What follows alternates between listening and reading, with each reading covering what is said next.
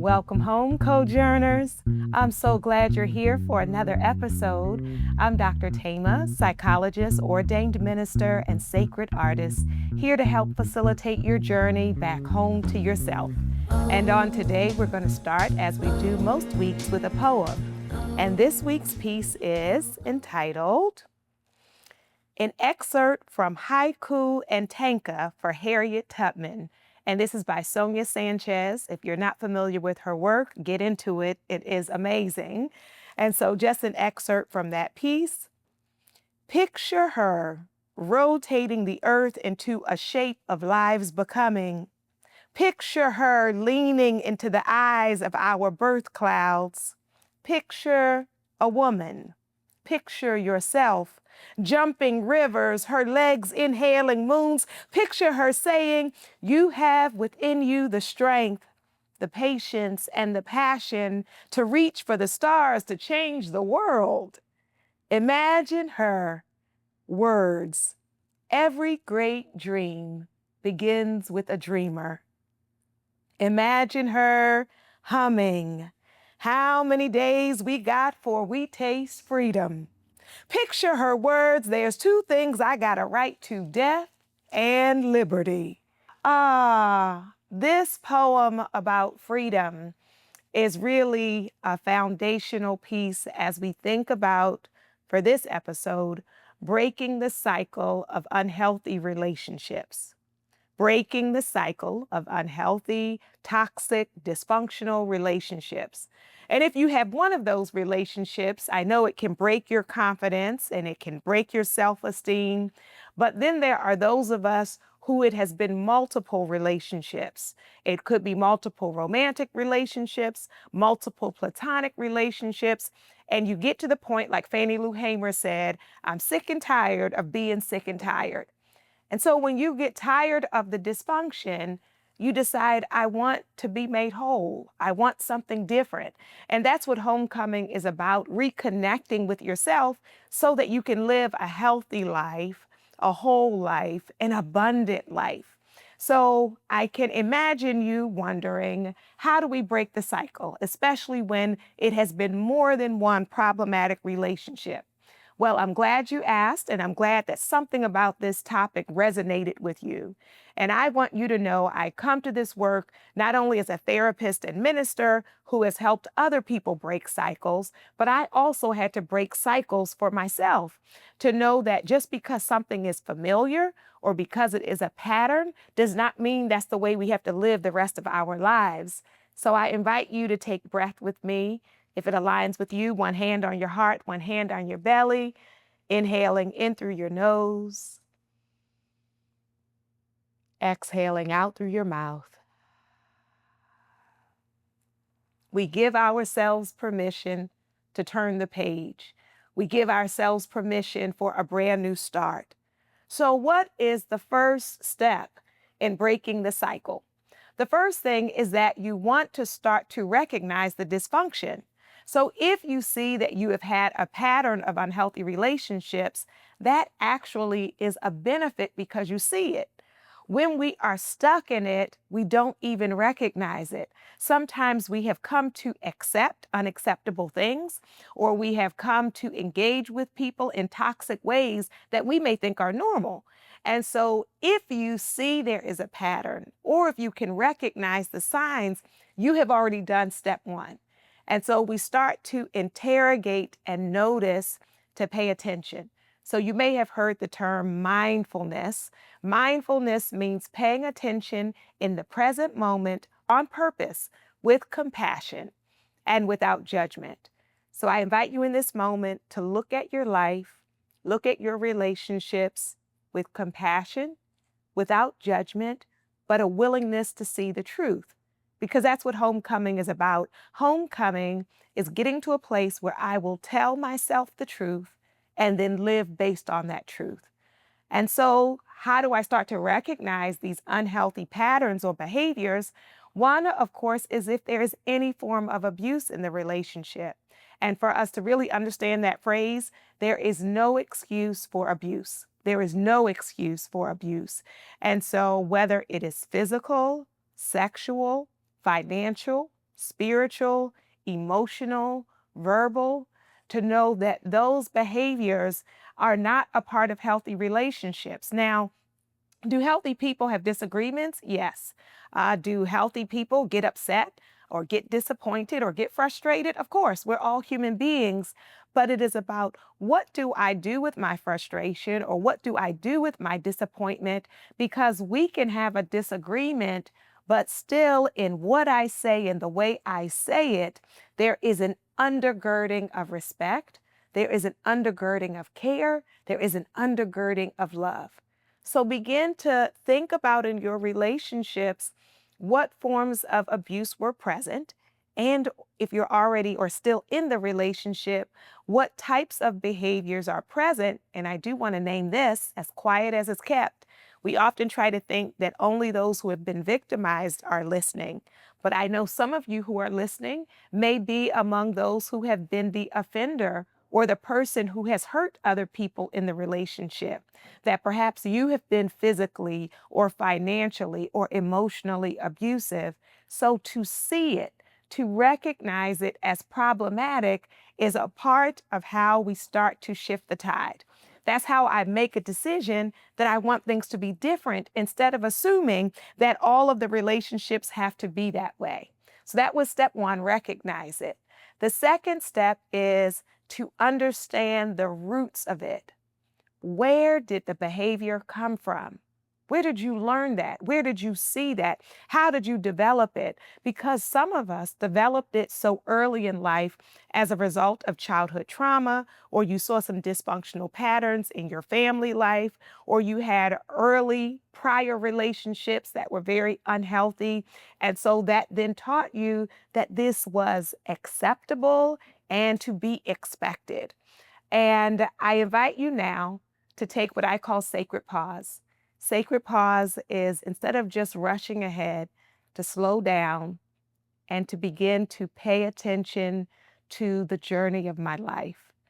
Because sometimes we were taught to stuff it, to tuck it away, to ignore it, to move past it, to adjust ourselves, not recognizing that the way we have adjusted ourselves is also a part of the problem. So I invite you to think back, where did this way of being, whether accepting the unacceptable or treating people in harsh ways, where did that come from? Where did you learn it? How did you see it? And those messages may have been direct or indirect.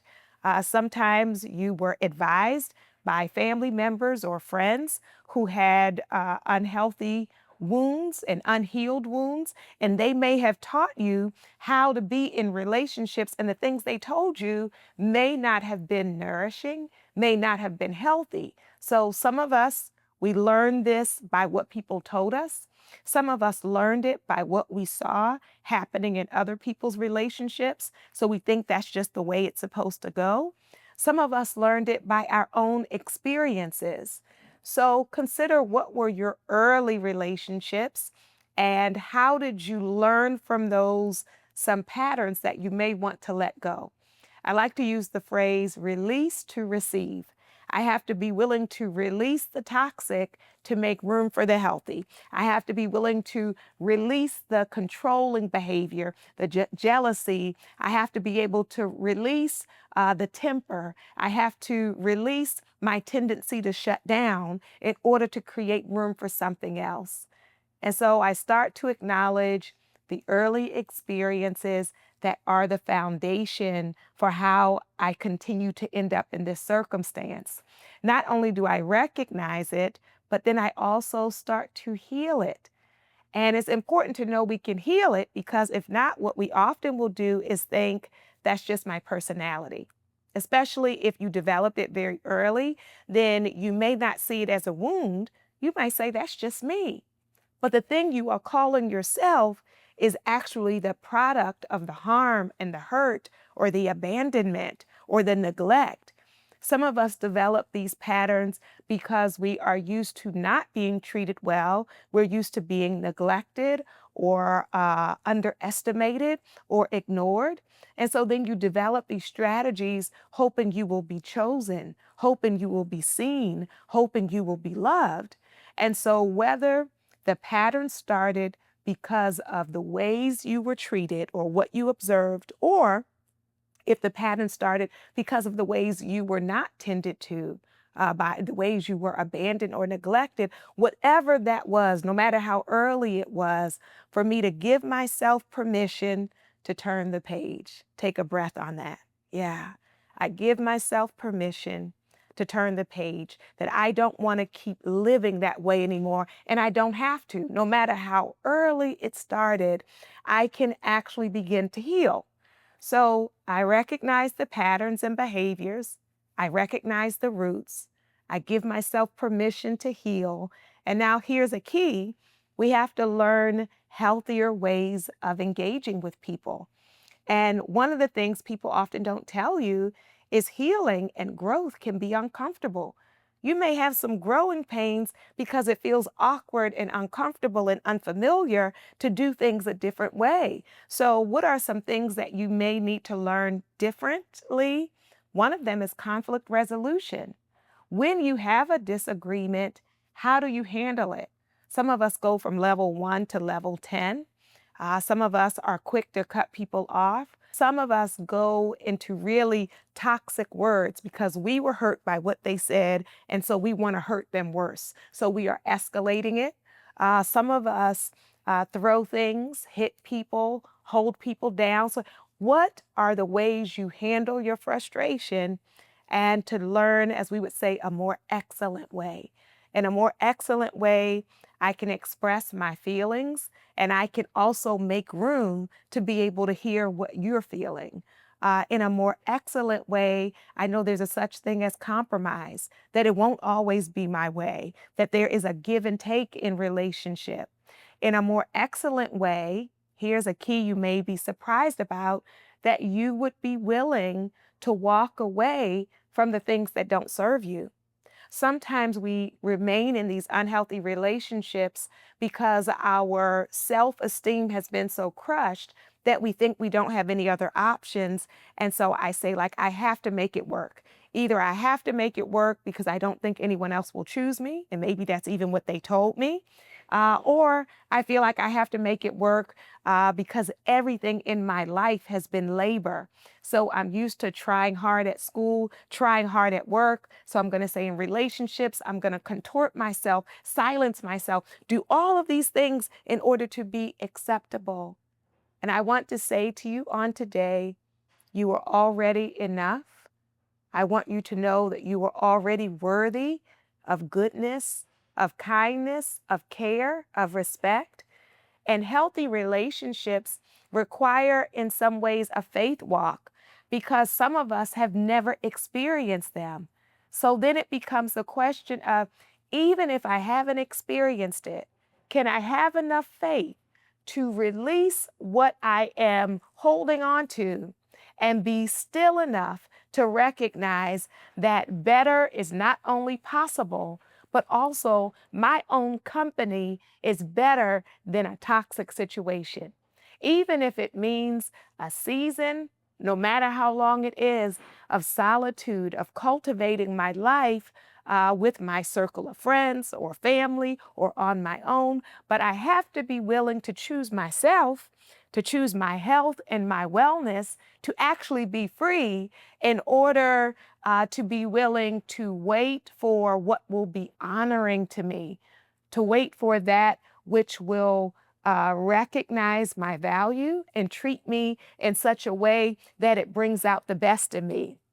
So I want to be in the presence of people with whom I bloom instead of people who shade my shine. And the same thing for you, that you want to be a blessing to other people, that others bloom in your presence instead of experiencing you as someone who is shady or poisonous or toxic or brings them down. And then a part of us healing so that we are not sabotaging the relationship means that we have to release some of our old patterns and habits, including our assumptions. When we have been in an unhealthy circumstance, we develop often difficulty trusting people. We develop a difficulty in opening up.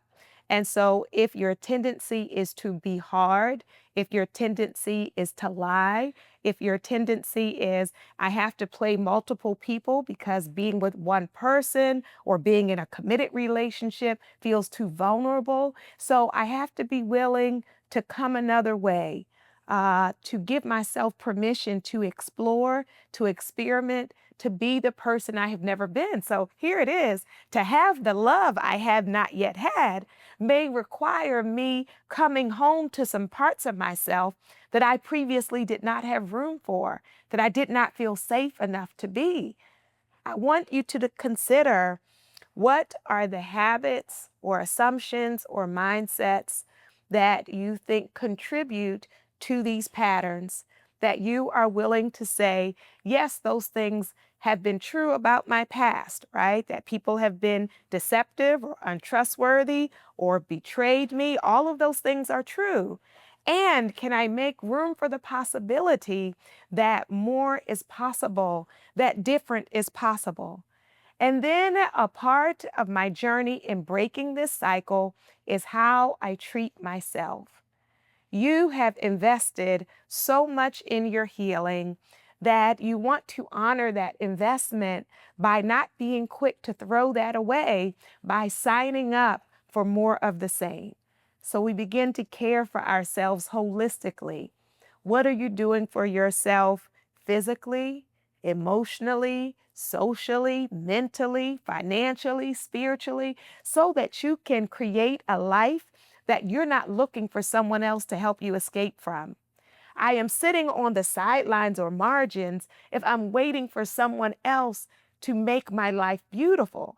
But instead, I can start to beautify my life.